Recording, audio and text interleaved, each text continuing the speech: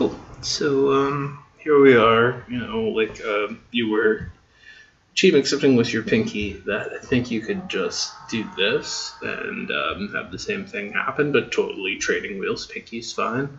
Particularly for the just when we're on the high strings. But either way, let's do this in stages. Holding the pick we talked about and realizing that one of the two positions you were thinking about left you, in this juxtaposition rather than at right angles, and that naturally what's happening, just like it does for anyone, when you go to pick, this part of your hand is pivoting like that, and causing the strings to not fall mute. So yeah, like what if you were hitting all of the strings, and you can even just be like, you can hit open strings theoretically, or just, but something with so all the strings we're gonna be like, so like,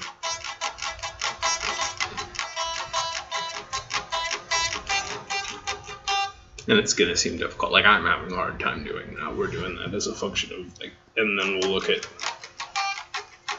what actually happens in songs more commonly. But yeah, getting into that good position. So just try that, and cool. So then let's try.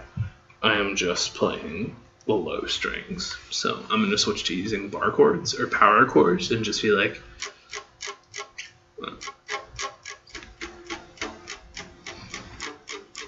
so looking up what's involved with just these guys, like we were doing when we were playing Taylor, but just kind of simpling it up, just have but something like that. I'm just going like, C bar chord, G bar chord, and it's easier to do with bar chords because you can tone control more versus having open strings, but you could totally, so there we are. We'll just be like,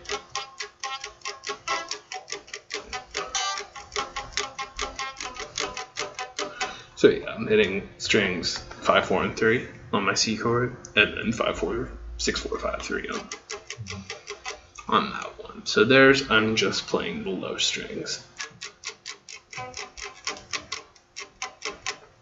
So then having done that until it actually kind of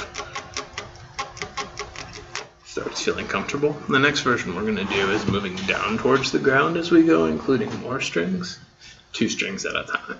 So I'm going to be like, and maybe more.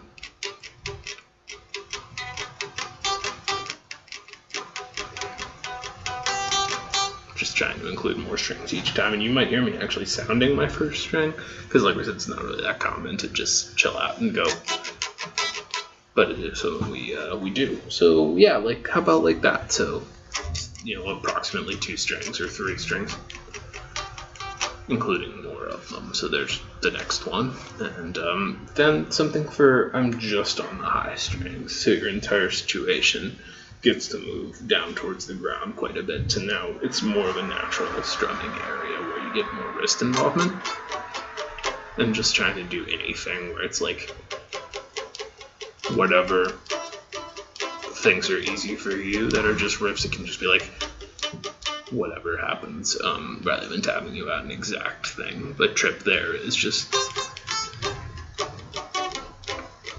trying to play like strings 1, 2, 3, and 4 on their own.